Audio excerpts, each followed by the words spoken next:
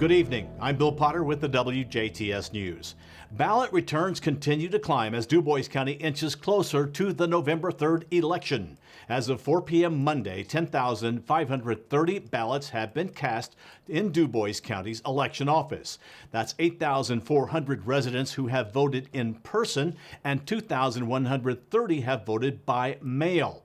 34% of registered voters in the county have cast their ballot early in person or by mail.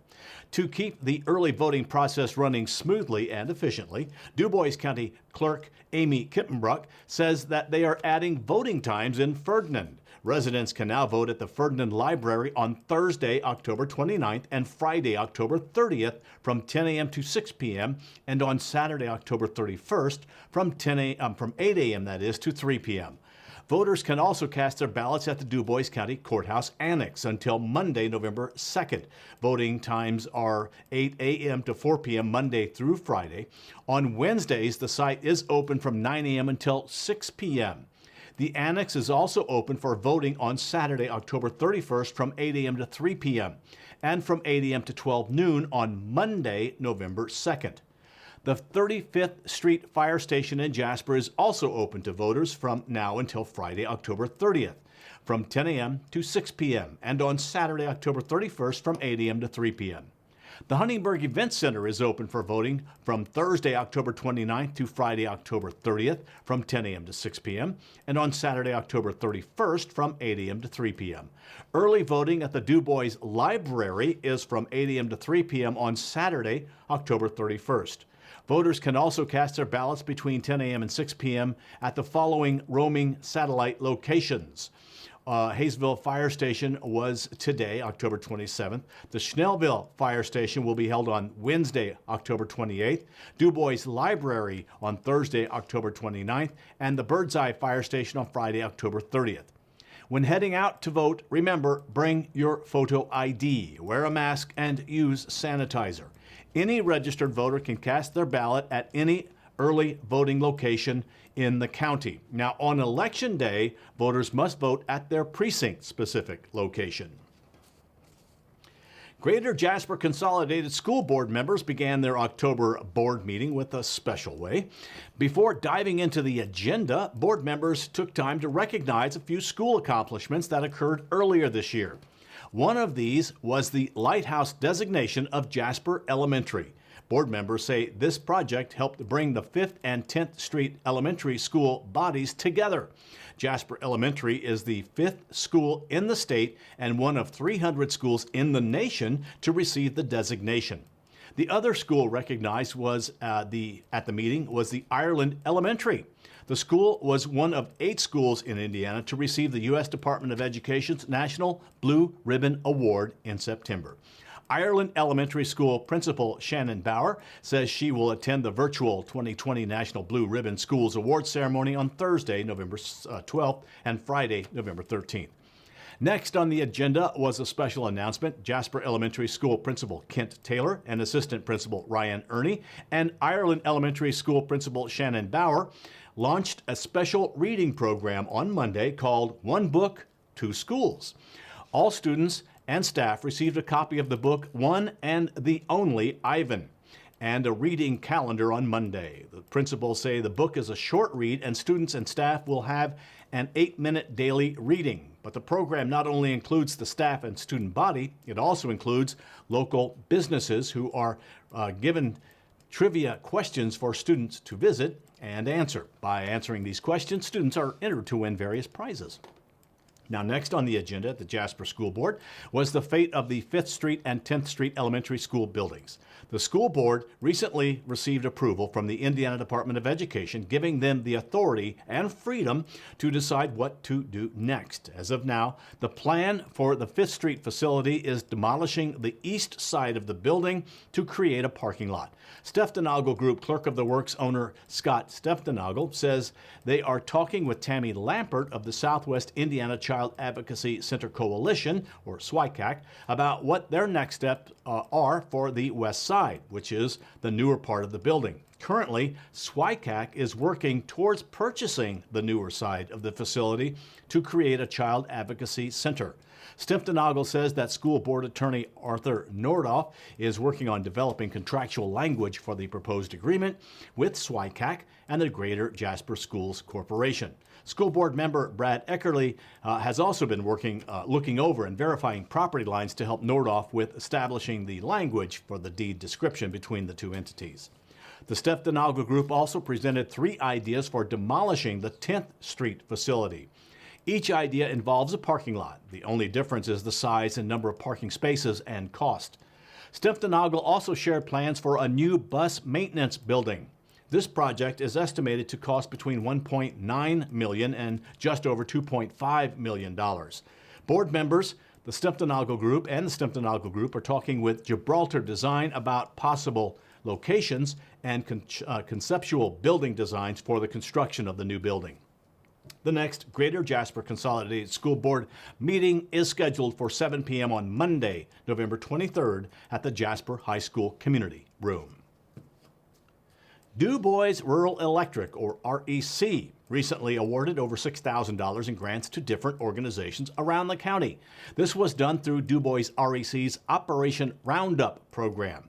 Through the program, Dubois REC members round up their electric bill to the next dollar. That spare change is placed into a community fund where Dubois REC will use to give out through grants. In the most recent round of grants, Northeast Dubois Intermediate School received a $1,000 grant to help fund a physical education program for students in grades 3 through 6. Habitat for Humanity of Dubois County was awarded a $2,000 grant to help fund installation of electricity for a home being built through the Habitat for Humanity program. The Jefferson Township Fire Department received a $1,100 grant to replace the drafting mechanism on each of their engines. This piece of equipment is what allows crews to connect to hydrants or draft water from a portable tank. The current fitting being used is the Stores type. These will be replaced with threaded fittings that could perform much better than the current fittings. Young Life received a $2,000 grant to purchase a new laptop for the Young Life staff. Young Life is a program that helps positively impact the lives of teens and adolescents in the community through mentorship and programmed events. Since the Operation Roundup program began in 2011, the $421,302.88 has been given back to the community. State health officials have released a first look at Indiana's plan to distribute a COVID-19 vaccine. The interim draft plan released last week by the Indiana State Department of Health indicates the state will use a phased approach to dole out the vaccine. Healthcare workers will be the first to get inoculated. Vulnerable groups such as people age 65 and older and those with underlying health conditions will follow. The next phase focuses on mitigating the virus's spread by vaccinating people who can't work from home. Teachers, food service workers, firefighters, and police officers and others are all included. Hoosier Hills Credit Union is temporarily closing its service center lobbies to help limit and prevent the spread of COVID-19. The temporary closures go into effect on Wednesday, October 28th. At this time, the credit union anticipates reopening the centers on Monday, November 16th. However, the credit union will reevaluate as the COVID-19's numbers continue to change, and they'll look at it at that time. And they'll make a decision on whether they should reopen or remain closed. Although the HHCU Service Center lobbies will be closed, drive-up services and the call center will remain open during normal business hours. The credit union's online banking, phone teller, ATMs, drop boxes, debit, and credit cards will also continue working like normal during this time. This gives members the option to access their accounts 24/7 to get cash, check balances, transfer money, make a payment, pay bills, deposit checks, apply for a loan, and more. New accounts can be opened up through a drive-through. HHCU members who need in-person mortgage, commercial, investment, insurance, or safe deposit services need to contact the call center at 800-865-2612, 800-865-2612 to make an appointment. For more information and closure updates, visit HoosierHills.com coronavirus.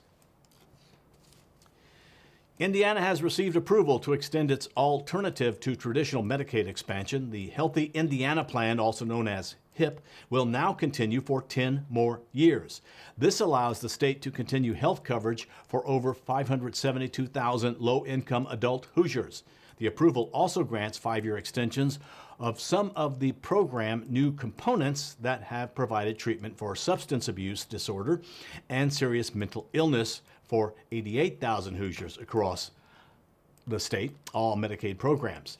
HIP has given Hoosiers a platform of certainty during the pandemic. Members continue coverage during a public health emergency, and all cost sharing has been suspended. The program engages members to be active participants in their health care coverage. Typically, the state's waiver to renew HIP is reviewed and approved every 3 to 4 years. Monday's approval runs through December 2030. This is the first time a federal agency has approved a state's Medicaid waiver for a comprehensive health benefits program for a 10-year period. To learn more about the program, visit hip.in.gov. The U.S. Department of Agriculture has approved Indiana's plan to allow farmers to commercially grow and process hemp. The plan will take the Office of the Indiana State Chemist pilot hemp program and transition it to one allowing for commercial hemp production. Previously, hemp growers needed a research proposal to be associated with a university to apply for a hemp growing license. Under the newly approved plan, however, farmers can become independently licensed. Applications will open online in November for the 2021 growing season. Indiana is now one of 29 states with approved hemp plans. Here's a note for Jasper residents. Drivers in Jasper will soon notice new traffic patterns over the next few weeks. The city of Jasper and its contractor are replacing a water main on Northwood Avenue from Newton Street to Westwood Boulevard. This work requires lane closures, traffic pattern movements, and intersection closures at times to facilitate the work. These restrictions will be in place during the daytime and nighttime hours. Work is scheduled to begin on Monday, November 2nd, and is expected to last about 8 weeks, depending on the weather. The city of Jasper is reminding drivers to use caution and slow down when in construction zones. Well, that's been a look at your local news. Stay tuned. Zach Ruber pays his weekly visit to the Dubois County Humane Society. Then it's your rainy local outlook and weather forecast with Ann Powell on 18 WJTS. We are local people watching local people.